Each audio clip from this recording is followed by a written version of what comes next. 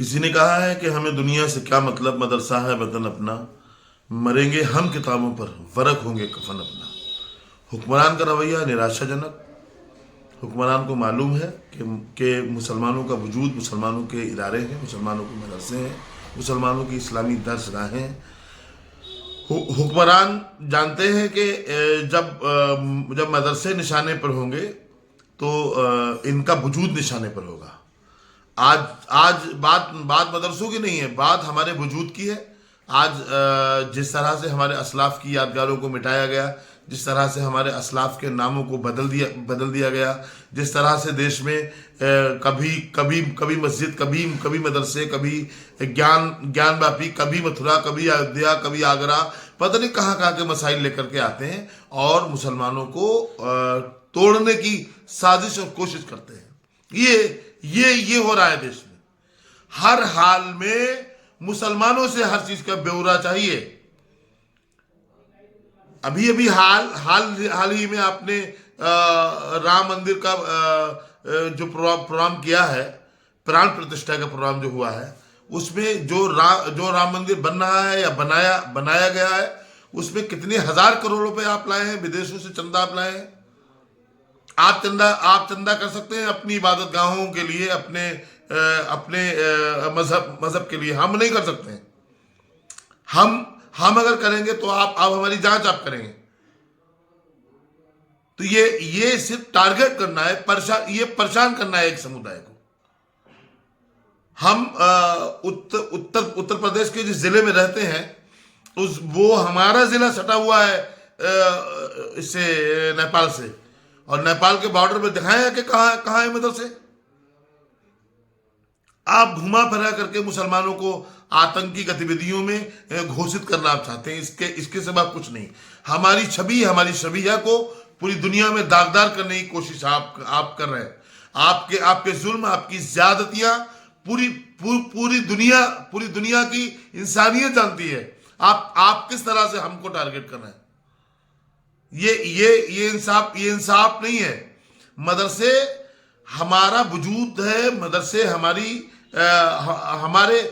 मजहब की निशानी है। मदरसे जो हैं वो मदरसे के जरिए ही आलिम, मौलवी और हाफिज व कारी और दीन की रहबरी करने वाले वजूद में आते हैं। जब आप मदरसों को इतना टारगेट कर रहे हैं कि लोग मदरसों में जाना छोड़ दें, मदरसों में पढ़ना छोड़ दें, मदरसों का नाम लेना छोड़ दें, इसके सिवा कुछ नहीं है। मैं हुक्मरान से कहूंगा कि जुल्म और ज्यादती का जो किस्सा आपने नए तरीके से पैदा कर रखा है, ये ठीक नहीं है। आपसे डर करके एक व्यक्ति बैठ सकता है, एक शख्स बैठ सकता है, लेकिन इतिहास कभी नहीं बैठेगा। वो ये के बाद दीगरे लोगों के पास पहुंचेगा और आपकी असलियत को उजागर करेगा। ये ठीक नहीं है। ये इंसाफ है ही नहीं। आप इंसाफ कायम करना चाहते ही नहीं है।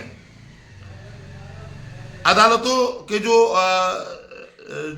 जिम्मेदारान हैं, जो आदिल हैं, उनसे भी मैं कहूंगा कि देश को तोड़ने की कोशिश की जा रही है। आप लोग कब बोलेंगे? कब हमें मिलेगा इंसाफ? हमारे मदरसे नहीं चलने दिए जाएंगे, हमारी मस्जिदें छीन ली जाएंगी, अदालतों का सहारा लेकर के हमारे साथ गेम खेले जा रहे हैं मुल्क में। मैं गुजारिश करता हूं कि इस्लाम और मुसलमान को टारगेट करना छोड़ दें।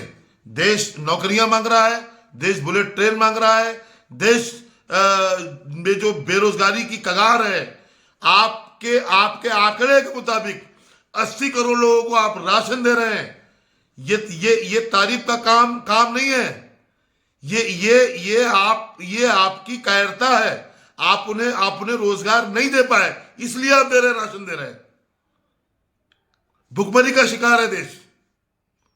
80 करोड़ लोग आपके कौल के मुताबिक अगर आपके दिए हुए राशन से घर गुजारी ना करें तो देश में भुखमरी चरम पर होगी।